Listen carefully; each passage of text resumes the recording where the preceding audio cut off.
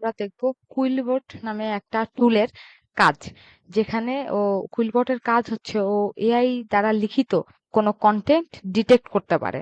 আজকে আমরা এই টুলটার কাজ দেখব। তো আমরা প্রথমেই আমাদের একটা এআই দিয়ে একটা জিনিস, আমরা যে কোনো একটা টেক্সট আমরা লিখে নিলাম। চ্যাট জিপিটি দিয়ে আমি একটা কন্টেন্ট লিখেছি। তো এটা আমি এখান থেকে এবার কপি করে আমাদের কুইলবটে গেলাম। কুইলবটে আমি লেখাটা জাস্ট পেস্ট করে দিলাম জেনারেলি। দেন আমি এটা অ্যানালাইজ টেক্সটে দিব। দেখেন এখানে আসছে 100% of text is likely AI generated. That means এই লেখাটা পুরোটাই AI generated. That means chat GPT যেটা লিখেছে এটা ও ধরতে পেরেছে কিন্তু। হ্যাঁ, তো ওকে, এখন আমরা আমাদের নিজেদের লেখা একটা মানুষ দিয়ে লেখা একটা লেখা আমরা টেস্ট করব যে ও ধরতে পারে কিনা, কুইলবোর্ড ধরতে পারে কিনা এটা আসলে এআই দিয়ে লেখা কি হিউম্যান দিয়ে লেখা।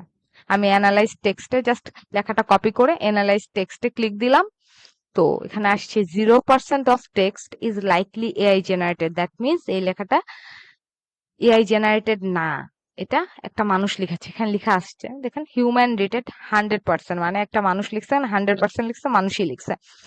আমরা যদি কোনো কিছু এআই জেনারেটেড করি দেন এটা প্যারাফ্রেজ করি, সেটাও কিন্তু ধরতে পারবে। এখানে দেখেন এআই জেনারেটেড অ্যান্ড প্যারাফ্রেজড, ঠিক আছে?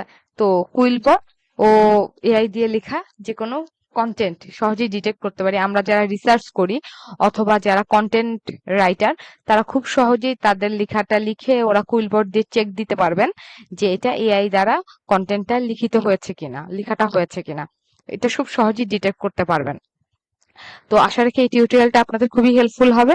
এরকম আরো কিছু টিউটোরিয়াল নিয়ে আমরা আসবো। আর অবশ্যই এটা খেয়াল রাখবেন, কুইলবার্ড কিন্তু একটা ফ্রি এআই কন্টেন্ট ডিটেক্টর। ওকে, তাই আমরা খুব সহজে এটা ব্যবহার করতে পারবি। ধন্যবাদ, আসসালামু আলাইকুম।